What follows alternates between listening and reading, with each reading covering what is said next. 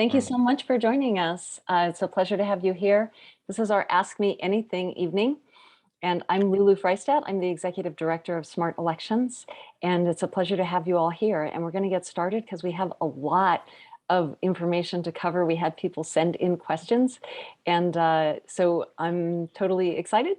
And we're going to go ahead and get started with them. Yeah, that's a great idea. Let's get that live transcript going. That's terrific. So if you have questions that you didn't send in, I would say go ahead and put them in the chat and put them in with like a QQQ like that, so they're easy to spot. And if we have time at the end, then we'll get to them. And if not, then I'll just take them, and the next time we do it, Ask Me Anything, then we'll just put them at the top of the list.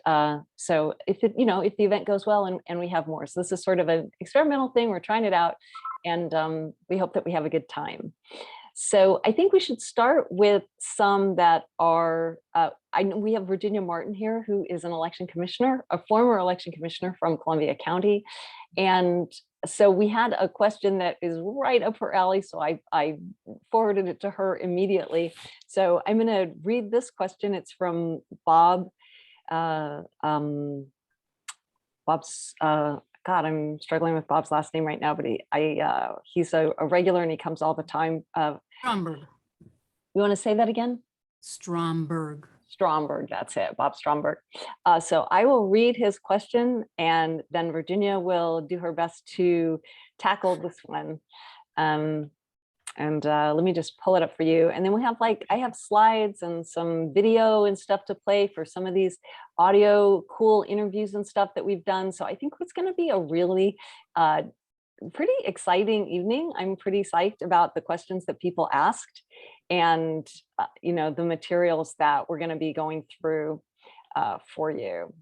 So let me pull. How long is this? We're just going to go for an hour. All right, because I got something at 5:30 Pacific time. Okay, I think you should be well done by then, and you can always pop off if it turns out that you need to leave early. So there's no problem with that.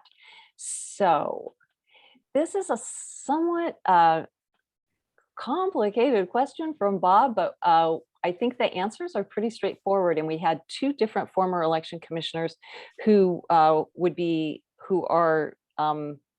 us answers. And I'm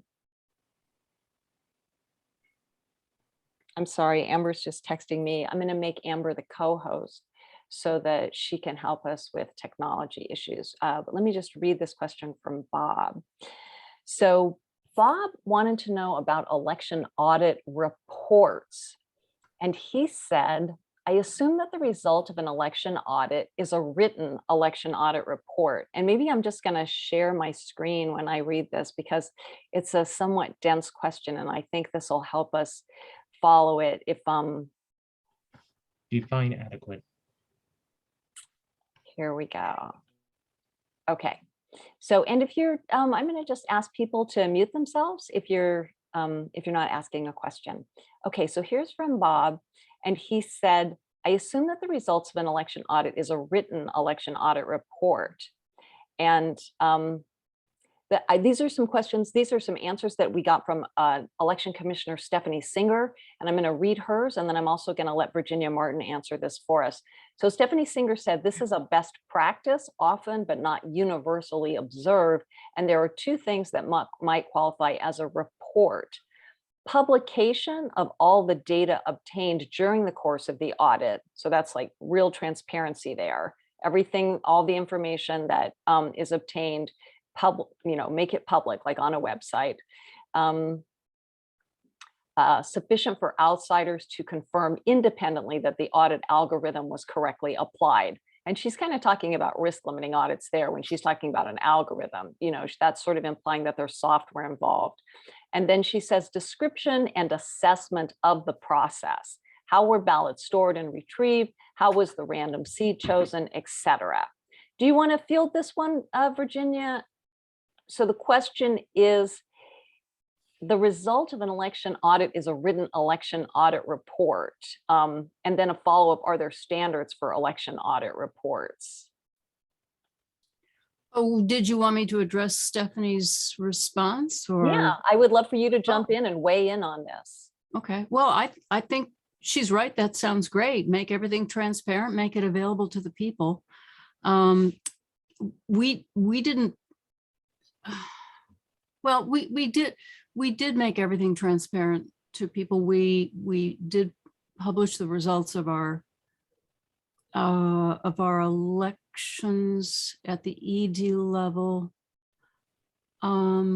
Maybe not the way that Stephanie is talking about, but what we did was we allowed anybody to come in and watch the audit. Every step of the audit process was completely open to the public, and we welcomed people in, and we also made sure that they knew what we were doing. We had lots of different reports and explanations and instructions, and we made them available to people. And, you know, if we got lots of quizzical glances, you know, we'd go over and say, what don't you understand? How can we help you? So it was a combination with you of allowing people in, and then people could see the final results of the audit. And when you say ED, that's election district, which in New York, Sorry, yeah, or precinct. yeah, same as precinct in other states. And you would make that final report available to the public. Yeah. Okay, so that sounds like a yes on that one. And then Stephanie also recommended some documents for Bob. And if you guys know how to, if you know how to download documents from the chat, then I can upload those documents into the chat. And I can also, I know how to. okay, super. And hopefully other people might also. So there were a few documents that Stephanie recommended.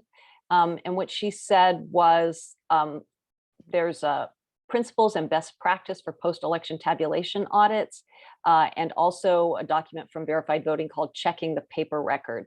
I like that Checking the Paper Record because it's basically like a guide to average voters or advocates, like to kind of follow along and how, you know, to really evaluate an audit. So I think I can upload this to the chat right now.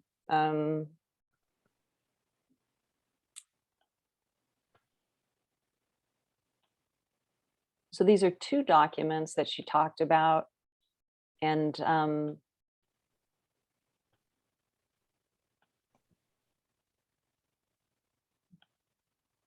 this is the Recounts, Principles, and Best Practices. What I have here is actually the 2014 version of that document. And Stephanie really recommended the 2018 document, but I think probably if you Google for it, you can find the 2018 version, and we can also try to follow up with an email with that. And this is the one that she also recommended. It's called Checking the Paper Record. Are people able to access those from the chat? Let me know. Yes. And while people are taking a look at that, I'm going to go ahead and make Amber a co-host also, so she can help us out if we have other issues. Any questions, follow-up questions about these audit questions that Bob Stromberg asked? Well, I put one in the chat box. I know that. Yeah, and someone replied to it. I know that. It's been updated, by the way. Okay, I'm not sure that really is about audits. That's a separate question, right? I think. Okay, so I think maybe we can get to that toward the end if we have time. But what's an audit? But what's an audit? And oh, that's a good question. So if people aren't aware of what an audit is, then what we're talking about won't make sense to them. So an audit is after you have an election where you go back and you check the results of an election. And that's in regard to elections. There's also audits of, for example, your taxes, which is basically the same thing. You do your taxes and then the IRS maybe isn't exactly sure that you did them right, and they send an IRS agent to audit you. And I've been audited actually by the IRS. They send somebody and they go through all your receipts and ask you questions. And, you know, that's kind of what an election audit is too. You're going through the results and making sure that they're correct. And then they should also go make sure that those people who are doing the audits are not there just to rig it. Well, that's why you want that kind of transparency that Bob and Virginia are talking about, and Stephanie, where all of the information is available to the public. And Bob asked a couple other follow-up questions that are kind of interesting.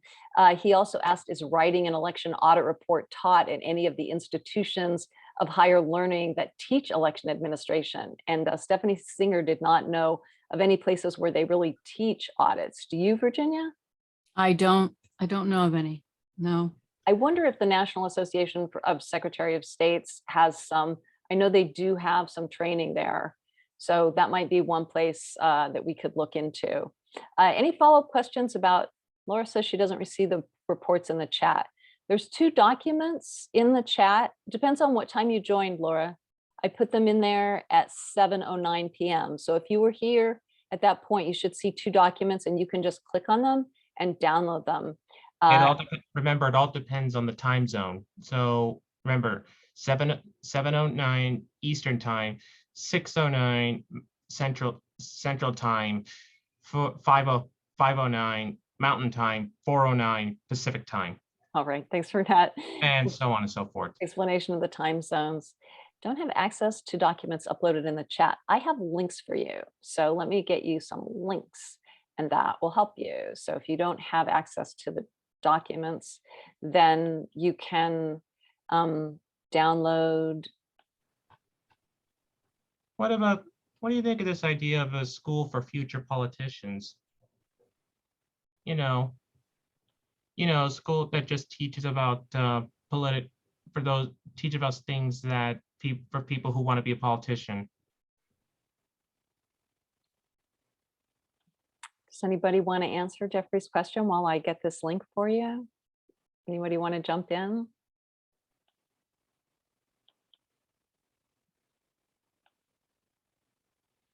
Okay.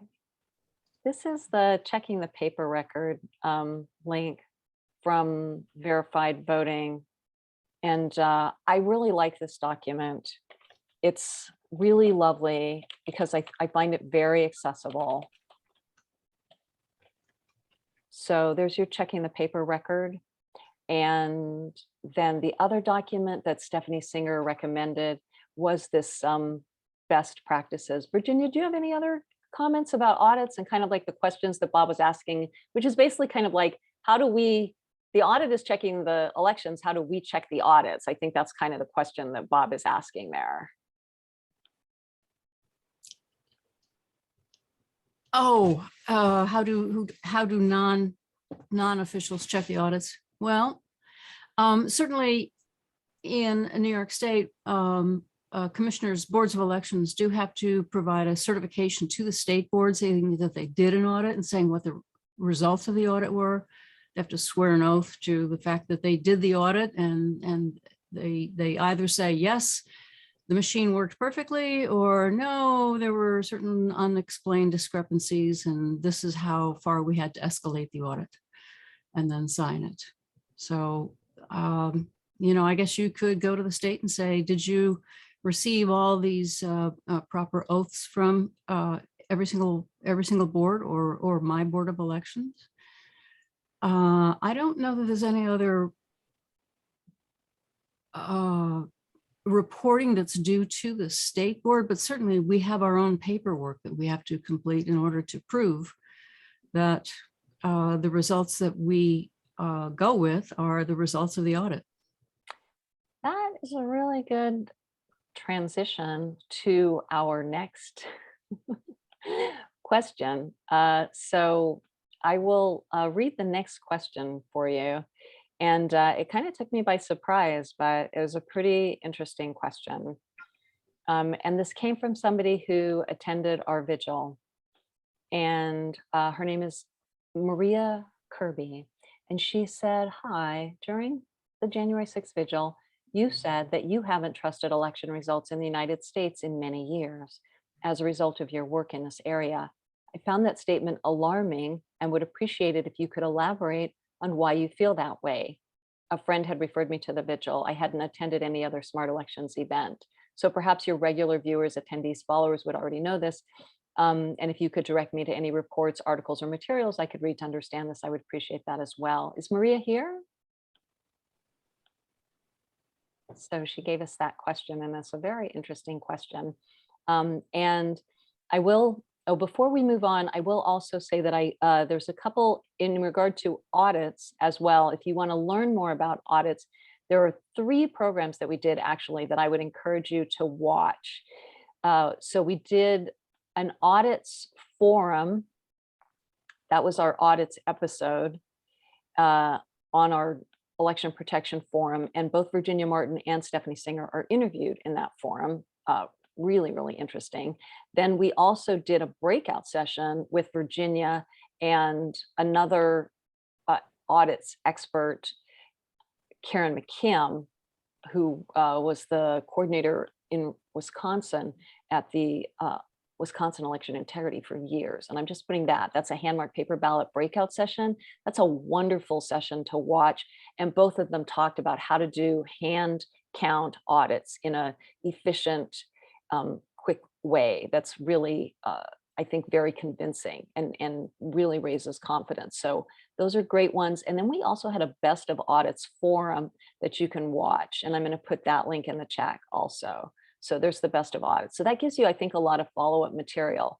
Any other questions about audits before we move on?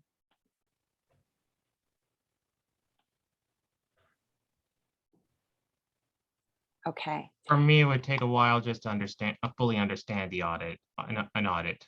Yeah, audits are complicated. It's not just you, Jeffrey. We all, I think, are on an ongoing basis trying to understand them. And they're actually getting more and more complicated because now what experts are recommending are these risk limiting audits, which are based on statistical samples of all of the ballots, as opposed to what Virginia Martin, who was a former election commissioner in Columbia County, did, was she and her team would count all or most of the ballots by hand in public for any contested results, for any contested elections.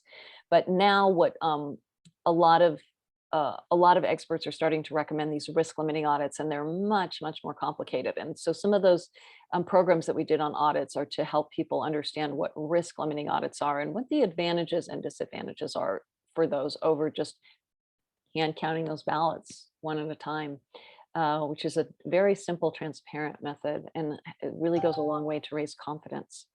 Okay, so now one of the reasons, so Maria asked me how come I don't trust election results, and this has to do with years and years of looking at election results and just finding election after election after election with very significant problems and a kind of refusal to make those issues public, kind of like brushing them under the rug on a regular basis. And so one perfect example of this, we showed in the very first election protection forum that we did, we had a guest on who was from Rensselaer County, and he had gone to which is also in New York, and he had gone to the audit in Rensselaer County, and this was in 2016, and he had watched the audit, or actually, I remember, I think possibly he went afterwards and asked for their reports, and he looked at their reports and they didn't match. So now what the audit was doing in New York, you're required to do a certain percent of hand counts legally by law, by statute. You have to examine 3% of the ballots, 3% of the machines. The ballots from 3% of the machines have to be audited. Used to be you had to do it by hand. Now some counties are allowed to use machines if they want, but you have to do that paperwork that Virginia was describing. And so Chris Bystroff, who is one of our members, he went and he looked at the audit in Rensselaer County, and what he found was that in all of the races, the hand count didn't match the machine count. Can you see those results? So the hand count are like those little tallies, and you can see they're adding up all the votes for these candidates. This was in 2016. And you can see if you add these up in the hand count columns, it comes to 232. And then this was the machine reading, it was 263. So it's off by quite a bit. And then if you go down each of these columns, they're all off by quite a bit. Hand count 51 or 61, a little hard to tell sometimes, but not 72. There was the hand count was 11, machine count 18, hand count 16, machine count 32. So these were all off. And then it was the same with the main races too. When you got into the races between Clinton and Trump, they weren't as far off, but they were off. I'll show you those. And here you could see that the hand count for Clinton was 258, which was 5 more than the machine. And the hand count for Trump was 108, which is 3 less than the machine, which was 111. And then you can see they just like wrote in the numbers as though they matched, but they didn't. So they were sort of faking that this audit was correct. And then not only that, but there is actual paperwork that Virginia was describing where they have to swear that the audit was accurate, and they signed that paperwork, but they lied about it.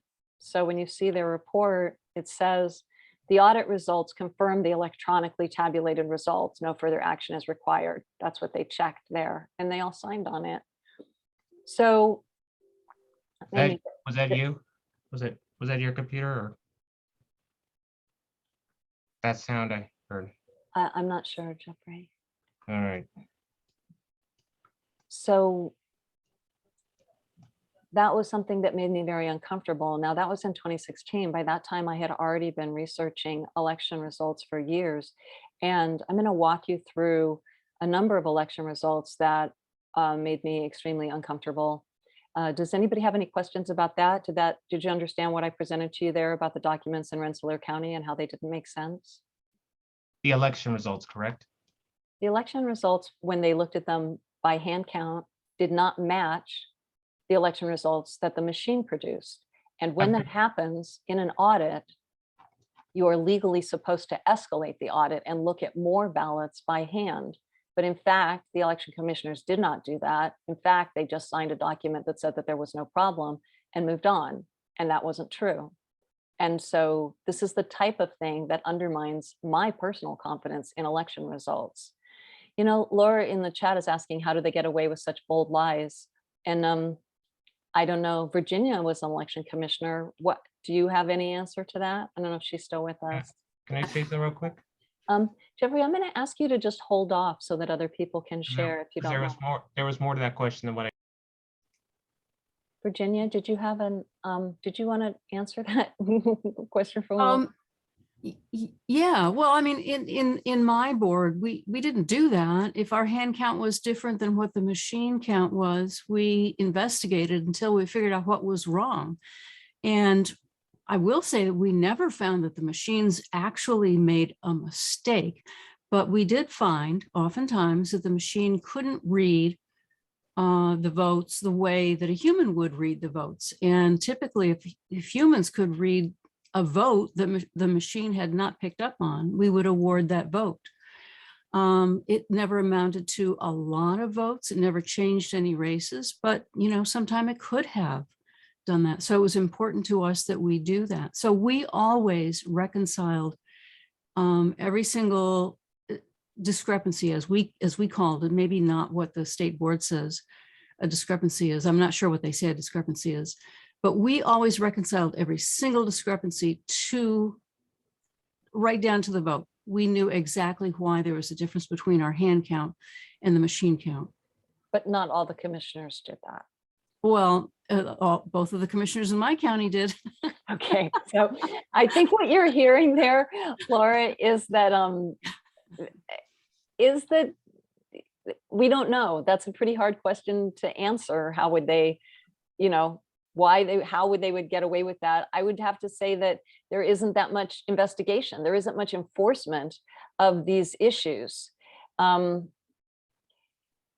that's one of the reasons why I don't have confidence, is because I've seen over and over again that there is no enforcement, that when something is found to be a discrepancy, it doesn't really get investigated. And I'm going to show you quite a few more examples of that. How long would it take to count the ballots by hand if we abandoned the use of machines for counting votes? You know, I think the estimates on that vary a lot. There are people like academics like Andrew Appel, who I have heard in his presentation say that counting ballots is slow and tedious. And, you know, and we saw that when people don't know how to do it, for example, in Arizona, they did count 2 million ballots by hand, and it took them months and months. I think it took them at least 6 months. But they didn't know what they were doing. So what people like Virginia Martin have said, do you want to talk about how you were able to do it efficiently, Virginia?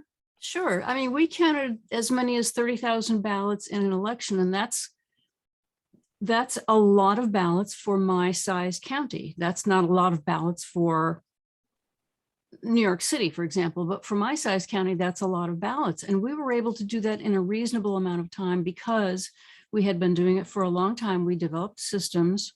We had people doing the counting that had been doing it for a long time, and they were good at it. They enjoyed doing it. And whenever we needed to, rope in somebody new to the group, to the counting table, they always got instructed by the others who were happy to help them learn how to do it. It simply didn't take that long. It simply did not take that long, and it was not that hard. I will say, I would not like to have to rely only on a hand count. We could do it if we had no machines, but I really liked having the machine count and then having a hand count and being able to compare the two. And like I said, we were always able to tell if there was a difference between the two counts. We were always able to figure out what the difference was. Now, if ever there was a breakdown on a machine, or if ever there was an obvious hack or something or other, then we wouldn't know, but at least we would have the ballots that had been under very secure chain of custody. We would know exactly what the vote was. And if you're not accustomed to doing that kind of work, then you might not be very good at it, but we got really good at it. Right. And you've told us that in the beginning, like the first year, it was a nightmare, and you really had to figure it out. And that's why it's a mistake to do something like a huge audit in a huge county like Maricopa County, where you do have 2 million votes, and to, use people who really have never done it before, when there are experienced auditors all over the country, people like Virginia Martin or Stephanie Singer, or people in Colorado who've been doing audits, and use those skills, the documents they've created, the training and protocols that they've developed in order to count fairly rapidly and efficiently. So I know that, Virginia, you guys always were finished within the time that it was time to certify. There was never Oh, yeah. a lag for that. Yeah. So yeah, so it can be done rapidly and efficiently, and it's just a question of really finding the right people. So I want to show you some other examples of elections where we know that the results were wrong. And I'm going to start, and these are reasons why I personally do not have confidence in election results. So I'm going to start with the 2000 election, because that's one that there's a great deal of documentation on. And I'm going to show you a clip from this film called Call It Democracy.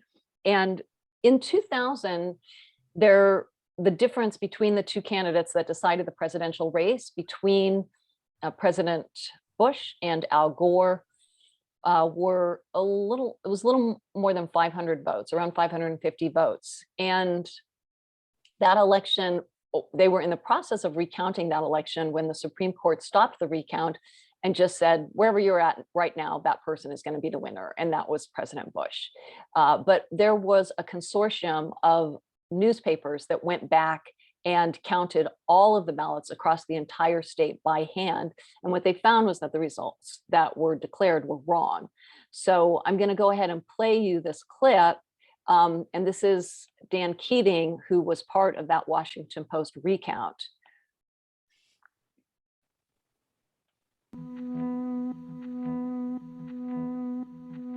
Palm Beach County wiped out the entire results of a precinct by pushing a wrong button.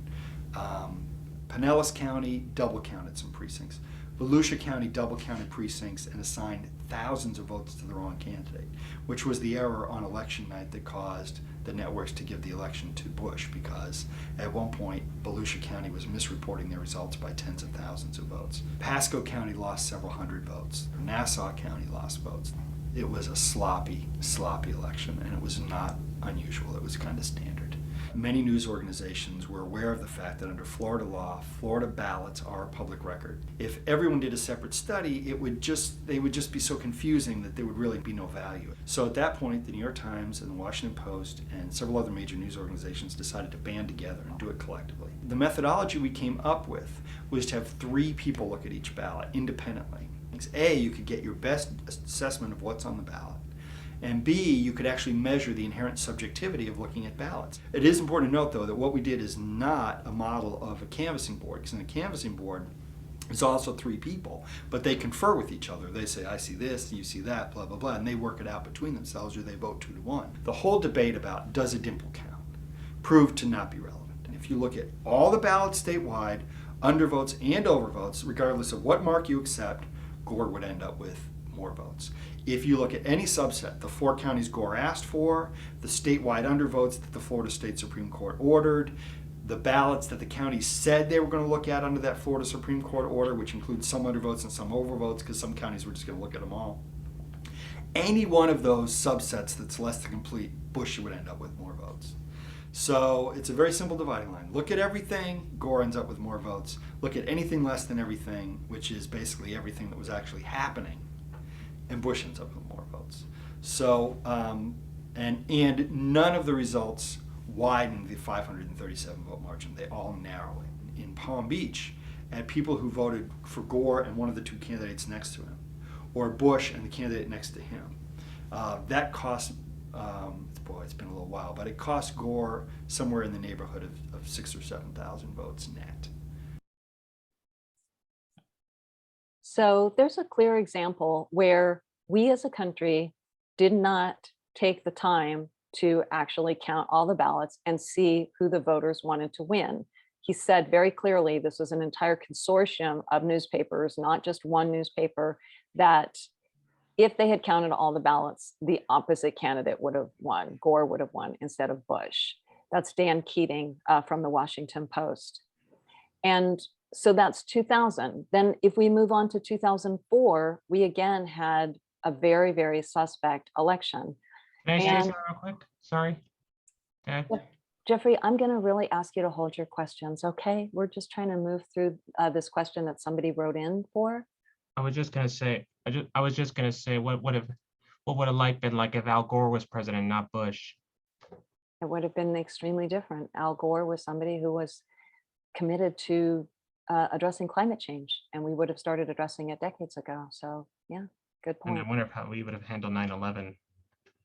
Hard to know, but for our purposes, we're just looking at the results. The question was, why do I not have confidence in the results? And it is because I have seen election after election, big elections and small elections, where results have either not been accurate, or they've been sloppy, or there've been some sort of deception. And after a while, it has really undermined my confidence.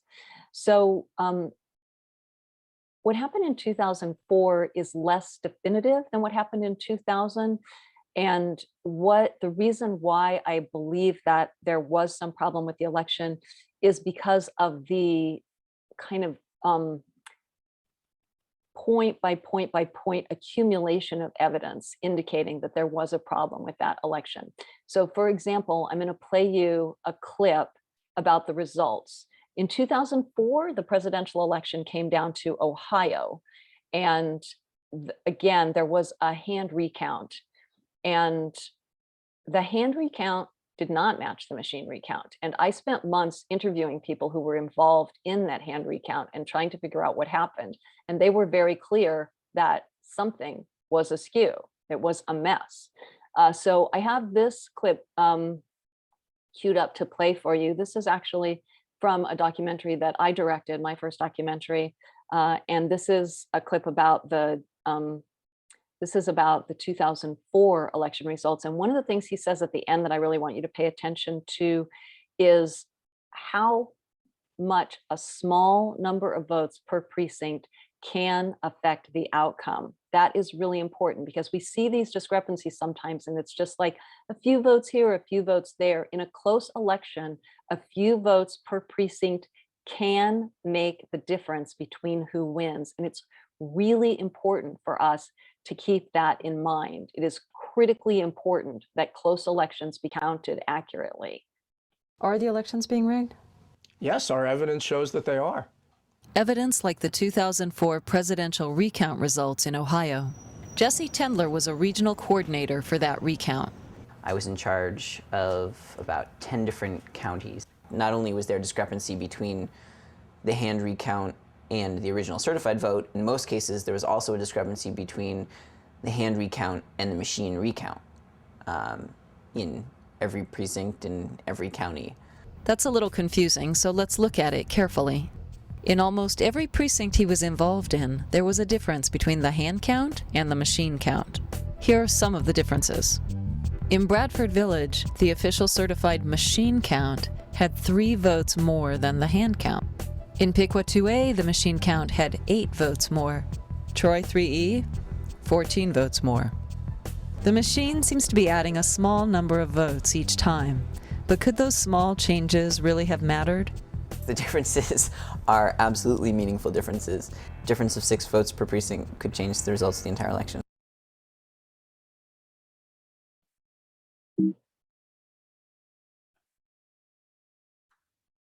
So that was one thing about 2004, was that the results didn't match. The machine count results and the hand count results didn't match. But there was more information than that that came out. And one of the things that came out was a lawsuit that followed up that had to do with a backup website that had been developed by Republican operatives who were working with the Secretary of State in Ohio. And the question was whether or not that backup website had actually been used to change the official election results in Ohio. And there was a great deal of concern that it had. And there was a lawsuit regarding that. And one of the people who had been involved in the creation of that backup website was a guy named Michael Connell, who ran a website called Smart Tech, that he basically designed this backup website for the official Ohio results website. And Michael Connell testified once for this court case, and he was about to come back and testify a second time when he was killed or died. It's not exactly clear which, but there was a reporter, Simon, who did a year-long investigation of this, and his reporting was really remarkable and frightening. So I'll read you some of that report. Wait a minute, wasn't that in a movie that was played here once? I don't know that we've talked about this particular instance in 2004, Jeffrey. So I want to read you this article that came out in 2010, and it had a really interesting history. It was supposed to be produced in an original publication, and then that publication refused to put it forward. And so it wound up being produced in Maxim, which was a sort of odd publication for it. But the writing was actually very good. It was by Simon Worrall, and it came out in 2010. And it's not online anymore, but that original Maxim article has been taken offline. I'm not sure why, but I'll put the link in the chat to the article where it is online. And I'll read you some of it. And it's pretty unnerving. This is the 2010 investigation of the death of Michael Connell.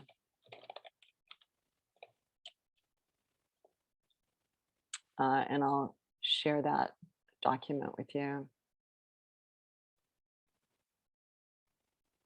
We can't read the whole thing, but I think we can read selects from it that I think will be of interest. So Michael Connell was a right-wing, like very conservative, anti-abortion advocate, and he wound up being the IT expert for a lot of Republicans. So this is from the article. Mike was known as the GOP's Mr. Fix-It, said Stephen Spoonamore, an IT security expert and friend of Connell's. He built really intelligent tools that allowed people who wanted to win elections do a better job organizing their data. But aside from his more legitimate business, Connell was no stranger to the darker side of American politics. He was forced to resign from Senator Coates' campaign for his involvement in ethical violations. Connell's was also the hand behind the website for the notorious Swift Boat Veterans for Truth smear campaign against John Kerry and GWB, that's George Bush, 43.com, the secret email account used by Rove and dozens of other White House staffers. Just 6 weeks before his death, Connell had given a deposition in an Ohio lawsuit that accused Rove, Bush, and company of something far more serious than merely scrubbing emails, the theft of the 2004 Ohio vote. This is the biggest scandal in our history, says Mark Crispin Miller, a professor at New York University, who has written extensively about electronic voter fraud. Watergate grew out of a paranoid attempt to disable the opposition, but Ohio was exponentially different. We're talking about a systematic, centralized attempt to rig the voting system. So the basic premise was that this website had been created, this backup website that was an exact replica of the official Ohio election results website, and that when the Ohio election results website had gone down in 2004, which it did, I think even as many as 4 times that night, when it came back up, that the election results had been changed, and that Michael Connell was the one who was basically responsible for this. And what happened was he was flying home in a small plane and his plane crashed. So this was on December 18th. Connell flew to DC to meet, this is after the 2004 election. Connell flew to DC to meet with the Knights of Columbus, a Catholic men's organization. He went to College Park Airfield to prepare to fly home to Akron. His firm was holding its Christmas party that evening and he didn't want to miss it. An experienced pilot with more than 500 hours of flight time under his belt, Connell waited for the weather to clear. Shortly after 3:30 p.m., he called his wife in Ohio to say he had his window and he took off at 3:51 p.m. I'm just going to skip ahead. The audio tapes of Connell's last communications with the tower suggest a rising sense of panic and confusion. Realizing that he is still off course, he asked to do a 360-degree turn to reestablish ourselves. It's an unusual maneuver at this late stage of the approach, and the flight controller denies the request. Instead, he advises Connell to climb and maintain 3,000 feet. Seconds later, there is a loud rushing sound as the cockpit bursts open and the engine goes haywire.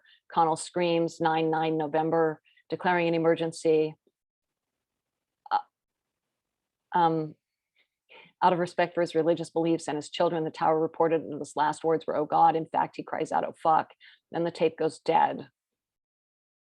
Captain Lauren Geisner of the Greentown Fire Department was the first person to arrive at the scene. We received a 911 call, so we contacted the tower and asked what size plane it was and how many souls were on board, he recalls, but we were informed that the tower was in lockdown and that no information was available. According to sources, there were other anomalies. Normally, a night crash scene would be roped off and investigated in daylight. In this case, representatives of the NTSB and FAA used light towers to photograph and document the scene. Connell's plane was hastily removed to a secure hangar under cover of darkness. By 6 a.m., the investigators had vanished, leaving behind them a trail of debris and one very angry widow. And then the thing that's almost sort of most creepy about it is this report that surfaced. In September 2009, an anonymous letter was sent to the FBI in Ohio and 5 other addresses, including Heather Connell, that's his widow. Enclosed as a document that is not meant to exist, begins the anonymous writer. Included is what purports to be an after-action report by a Black Ops agent. All names have been redacted, but the report provides a detailed time log of actions taken to install an AMD, that's a microprocessor, in the engine of Connell's plane at College Park Airfield in DC, the night before he made his fatal last flight. Connell himself is not mentioned by name, just the registration number of his plane, which the agent confirms he had been sent to, quote unquote, neutralize. The letter accompanying the report is headed Michael Connell, homicide. It ends with the word Connell was not NST, national security threat. While skeptics may be tempted to dismiss these documents as the ingenious work of a hoaxer, intent on pouring gasoline on the bonfire of conspiracy theories, a number of experts from the intelligence community who have seen the document believe it to be genuine. In early November, the NTSB finally released its factual report into Connell's crash. The report concludes that tests carried out on the plane's engine, flight control, and autopilot systems revealed no anomalies that would have precluded normal operations. So this is pretty creepy.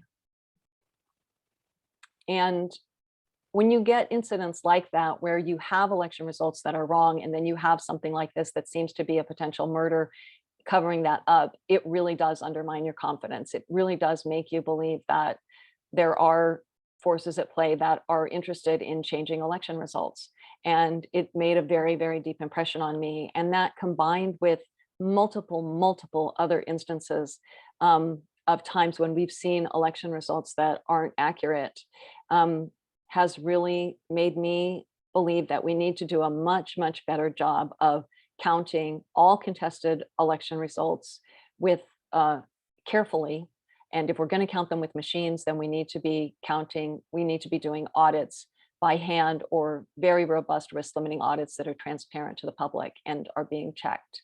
And I did put together a slideshow. I don't really have the time to take you through all of it, but there's just to give you a sense of kind of the amount of the number of incidents where just over and over again, we see election results that aren't accurate. So this is like,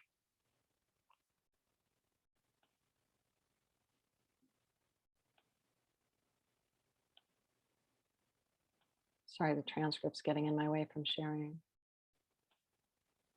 This is a list of elections, just a one page, actually had 2 pages, where we're fairly sure that something went askew with the election. I can take you through some of these. This is supposedly the map of how the backup server in 2004 was connected to the official Ohio election results. This was part of that court case. This was a case in 2012 in Memphis County, Tennessee, where Benny Smith discovered that the poll tapes were different than the, sorry about that, than the certified election results. The poll tape shows you one set of election results, and on the right is the election results that were reported. So votes were lost. These votes were in a predominantly African-American precinct, and anywhere from 4 to 20 other African-American precincts also had votes lost in that election. It was documented. When they changed election commissioners in that county, a county that went, a predominantly African-American county that went from electing all white Republican candidates, or predominantly white Republican candidates, all of a sudden mysteriously elected 8 Black women candidates. So that was remarkable when they changed election commissioners there, what happened. This was a case in 2018 with Tim Canova, where we documented a congressional race. Canova received the exact same percentage of the vote in every demographic. It didn't matter if you looked at the Hispanic demographic, the Black demographic, the white demographic, the no party affiliation. Canova always received, I believe it was 5 or 6% of the vote. No matter what, he always received 5 or 6% of the vote. And the only thing that his totals actually correlated to was the number of undervotes in that race. Undervotes are the blank ballots, when there's no vote on a ballot. So we definitely had a concern that there was something that happened in that race that basically, through some sort of programming or software, capped his results at 5% in every precinct. It was a very suspect election. And maybe I'll just, I'll play you one more piece of audio from that race that's, again, extremely convincing. This is a data scientist named David Bader, who we showed this data to, and he was honestly stunned about the data. He couldn't believe it. I'm going to come in a little bit in the middle here because I don't want to play it all. What was the acronym that you used where you did that investigation? A DARPA program, DARPA, which is the Department of Defense Research Project Agency, there's a program called ADAMS, Anomaly Detection at Multiple Scales, where I was a lead scientist in that program. So David Bader is just establishing himself here. He's an extremely accomplished data scientist who's looking at data and insider rigging in the very top branches of our government. DARPA, the Defense Advanced Research Project Agency, is a federal agency that does investigations and research. And Professor Bader was working with them. And the program was to look for insider threats within large organizations. I asked Dr. Bader if it is problematic that Canova receives 5% of the vote regardless of which demographic group is examined. So for Canova to get exactly 5% across every precinct is unbelievable. It's absolutely unlikely. It would be like winning the lottery every day for a year. So I think that gives you some sense of, at this point, why I might be lacking in confidence in terms of our election results. Does anybody have any comments about that? I do. We What should are be your- looking at countries where election results are no flaws, nothing is perfect, and adapt that for our country, you know? Great suggestion. Anybody else want to comment on anything else that that I showed?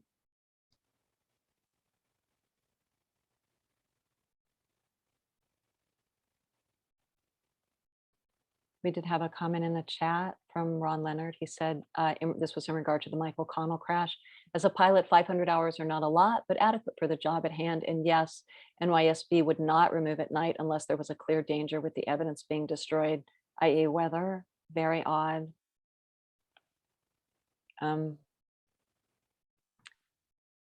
So then I think I'm going to move on to, I think I've made my points there. I mean, I could go on for a considerable length of time showing you elections that I have concerns about, but I think I've answered that question. And the question was, why do I have concerns about election results? And why do I have doubts about them? So I'm going to toggle over to another question now. And I think kind of the way that I presented this information, I think will help possibly answer this. So this was a question from Art Levine, and he asked, basically, Art is really concerned that I'm being too neutral in regard to Democrats and Republicans, and who is actually engaged in manipulation of information or manipulation of the results. And he asks, now that the far right Trumpist supporters and acolytes in Donald Trump's GOP have taken over the narrative about election integrity and voting integrity and are the dominant voices criticizing voting machines, how do progressive election reformers move forward to push for real election and voting machine reform without providing ammunition for those seeking to undermine and challenge any elections that don't go their way? And, my response to that is that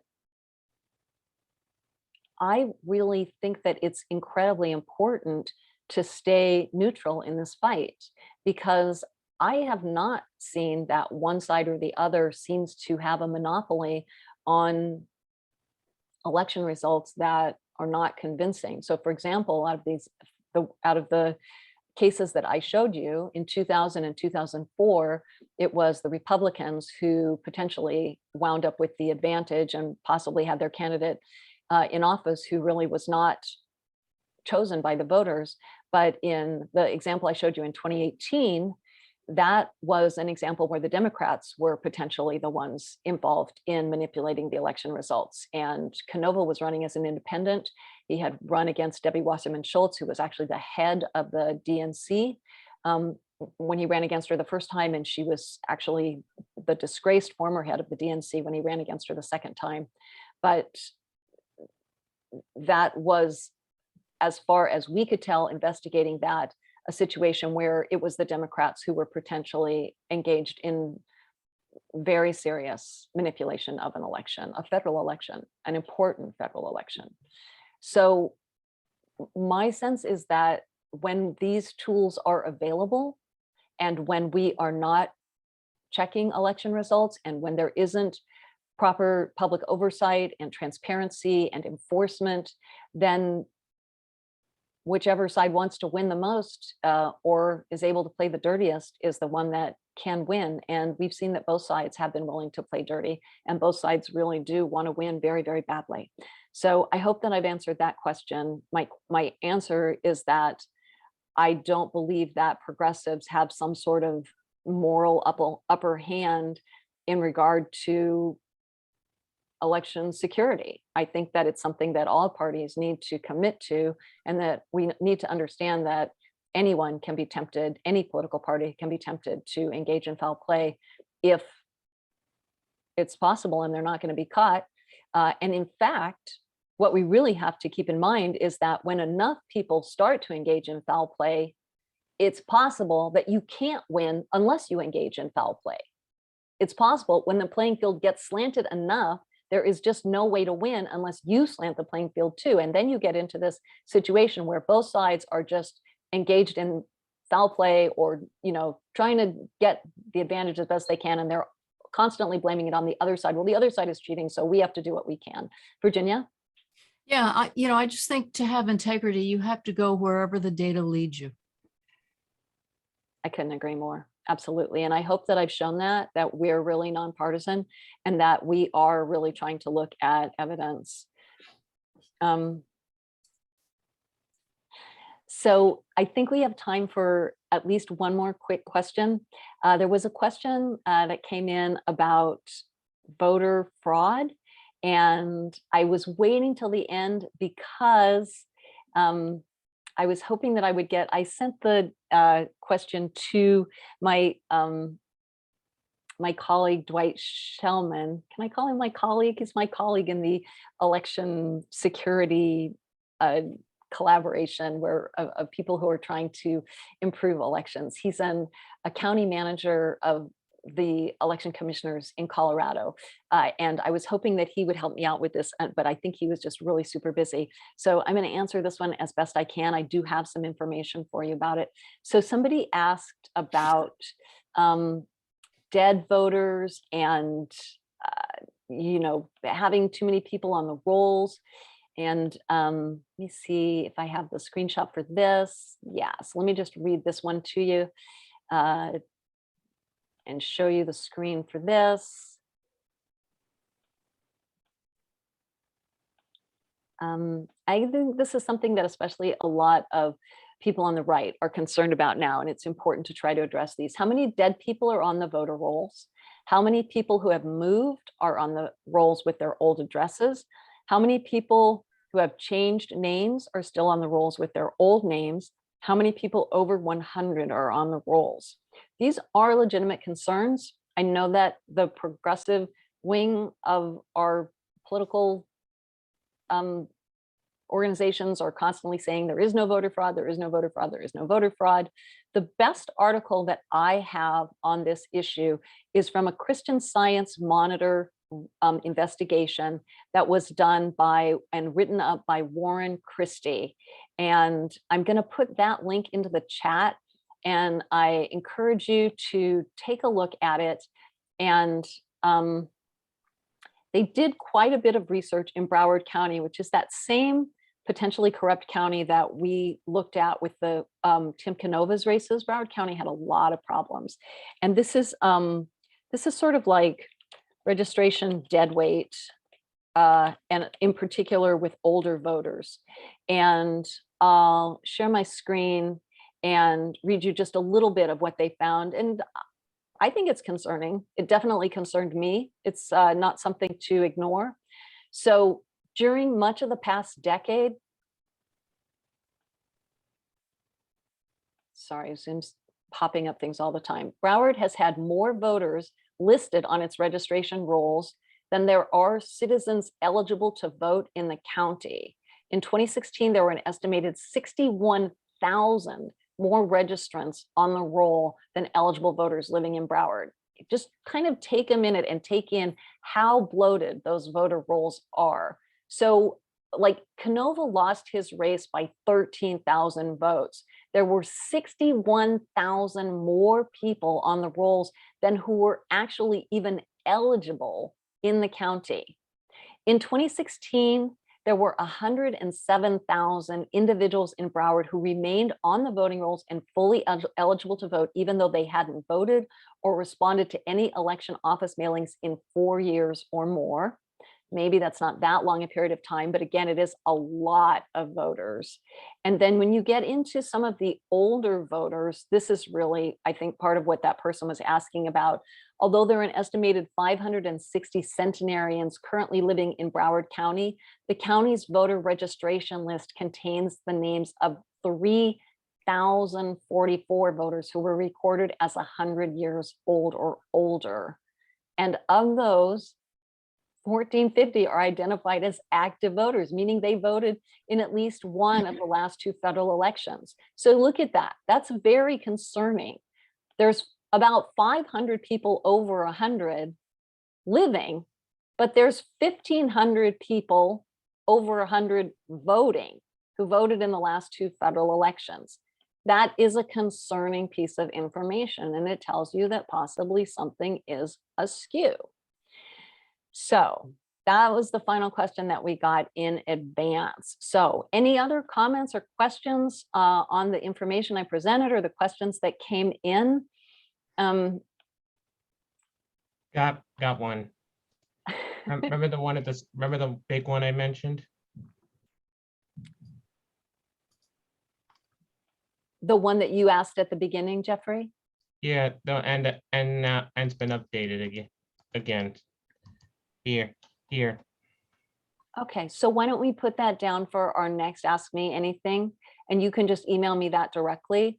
Or and Twitter we'll it. Yeah, I know you have my email address because you do email me. So why don't you just email me your question and we'll try to tackle that on the next Ask Me Anything. Okay. Lulu, that document that you just put up about Broward County, is that something that we can get a hold of to read? Yep, I put the link in the chat.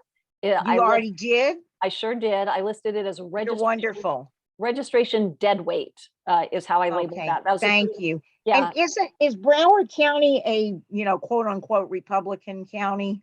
No, Broward County is a massive Democratic county. It is the largest Democratic county in Florida, I believe. It is a huge Democratic county, but the commissioner there who was there for years, Brenda Snipes, she finally got fired, but she was actually appointed by a Republican governor. And there was a lot of concern. I know that Susan Pynchon, who's the executive director of the Florida Fair Elections Coalition, always used to say, when Brenda Snipes loses votes in Broward County, keep in mind, she's losing Democratic votes. She was a Democratic commissioner, but she was appointed by a Republican. So there's a lot of, just questions about, are these parties working together? Are they, is it about money? What exactly is it about? There are indications that it is not about counting the votes as accurately as possible according to voter intent. Virginia? Yeah, I have a question about that article and about the definition of active voters as somebody who has voted in one of the last 2 elections. And I just wonder if you have confirmed that is the correct definition. That might be wrong, or maybe it's right, but certainly in New York State, that's not the definition of an active voter at all. And in terms of voting rolls, registration rolls not being maintained properly, that's an administrative problem. The boards need to, they need to make sure that they're doing their job, doing what they ought to be doing. And maybe part of the reason they're not doing it is they don't have the right people working there, or they don't have enough resources to do what needs to be done.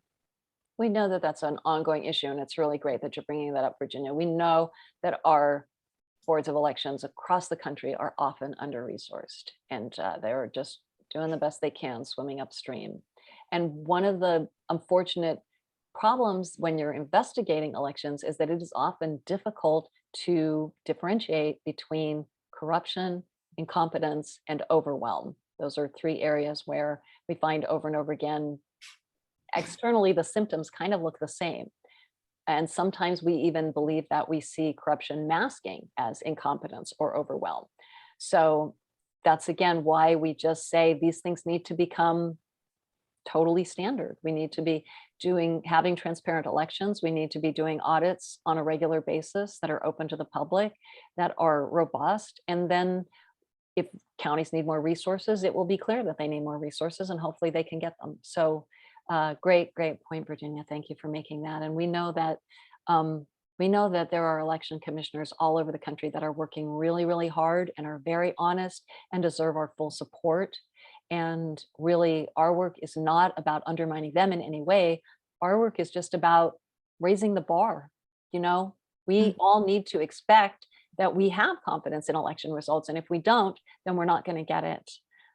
Thanks so much, Ron. I appreciate that. Ron says, good job, Lulu. I learned something. So there's one problem. Hang on one sec, Jeffrey. We've got Laura Foreman has her hand up. Laura? Thanks very much, Lulu. I'm wondering if the concerns of the commissioners is because it's a two-party system. Can you expand on that? But basically, you've got Democrats and Republicans. You have no other parties in there. Right. And it's like really playing tug of war as to who's going to beat whom and who's smarter than who and who could get by with this, with a bunch of crap. And I'm not saying this is in every board of elections, but it just seems to be very consistent throughout the country. One of the things that we're looking at when we're making recommendations for Board of Election reform is that the poll watchers at least should be allowed to be nonpartisan poll watchers from nonpartisan organizations. And we think that might be a start, at least, to trying to address that. Here in New York, poll watchers have to be from political parties, and we think that's problematic. But yeah, I think it's a great point. We do need a lot more independent oversight. Absolutely. So I'll say two things. Thank you. I'll say a few things. Thank you so much for coming. I really, really appreciate all the questions that we received in advance, and really appreciate everybody being here. I'm going to take a quick snapshot of everybody who is here because it's really exciting that we to have you here. I would love, if you enjoyed this session, for you to go ahead and put some comments into the chat, what you liked about it, or what was positive, or that you learned something, or what you learned. That helps us a lot in terms of reaching out to other members of the community who might be interested in this work. So we would welcome your comments in the chat if you have positive or constructive criticism as well. We're always open to that. And I will say something real quick. Yeah, Jeffrey. What you said about all that stuff you said about the voting rigging, there's a problem with that. It might, just revealing it to the public might discourage them from going to the polls, saying, what's the point of voting if it's going to be rigged anyway? Well, we see that as an ongoing issue, and we especially see that in the media. We especially see that there is a real hesitancy to talk about election rigging because they're worried that it will discourage people from voting. But studies that have been done really have not found that. There was a study that was done by hacking organization that was actually published, that was cited in a New Yorker article, which indicated that people who are concerned about election rigging or manipulation actually were more likely to vote than people who weren't concerned about it. So in this, in terms of statistics, we haven't actually seen that to be the case. Lulu, do you mind if I say something just in regards to what the previous person, I'm sorry, I missed her name, was saying about the two parties? Yeah, jump in. I know you're winding down, so I just want to encourage everybody to go and look at, there's an article in Truth Out by Howie Hawkins about what this Freedom to Vote Act does to third parties.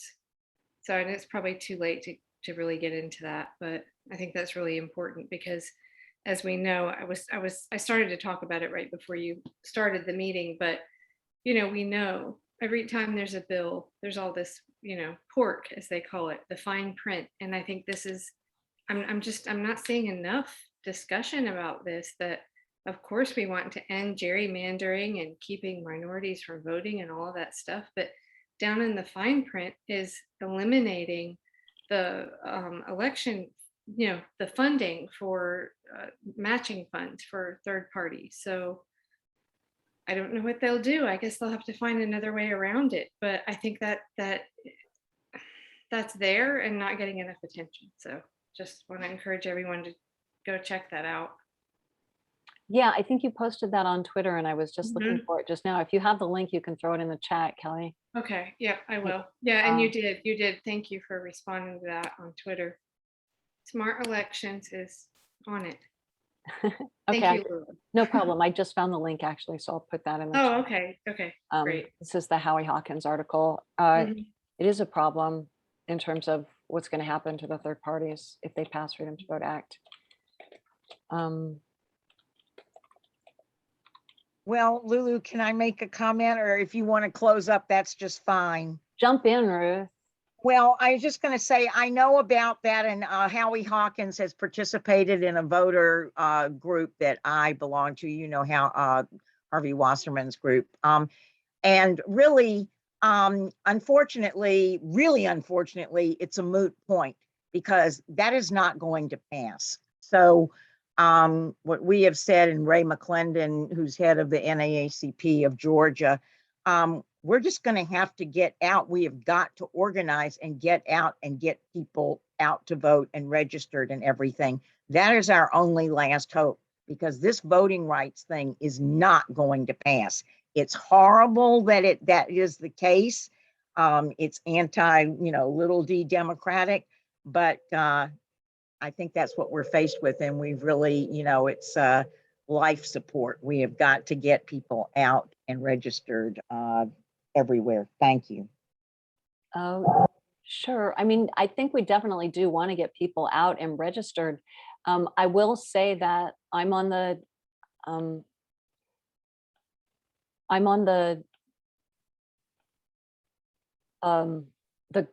group that is, actively pressing for the Freedom to Vote Act to pass. It's called the DFAD, Declaration for American Democracy, and it's over 200 groups that are working to get that bill passed, and they have not given up, and they are convinced that it is going to go through. There was a meeting with Representative Sarbanes earlier this week, and the bill is going to be debated on the floor all this week. There's tremendous pressure on Senator Sinema and Manchin to allow for a carve out of the filibuster.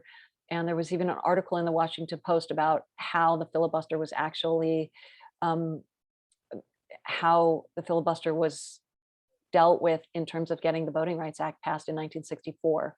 So I will just say that the people who are supporting this bill do not believe that it's dead. They are 100% sure that they can still get it passed. So don't give up on it just yet. And I would encourage you, if you support the Freedom to Vote Act, I know it's a controversial issue, but if you do support it, go ahead and call your senators this week. I definitely support it. I just think that, these horrible two people, plus all the Republicans voting on block, I think that's the problem. I'm certainly for it. I would like to see a more bipartisan bill. I think it's a shame that they didn't. I mean, I know that they've done everything they can to reach out to the Republicans, but I think there are elements that they could get through, that they could get bipartisan support for. For example, the Republicans would most likely support election security changes and improvements. So they could work on the things that they could start with the things that there is bipartisan support on and move forward on those. But there just really is no appetite for bipartisan work at the federal level. And I think it's one of the things that's just pulling us down over and over again. So that is our forum. And thank you so much for participating, for your questions in advance and here. And I will put in a plug for us for fundraising. If you believe that we're doing good work, we definitely could use your financial support. That is how we're able to continue. And I'll put a link in the chat.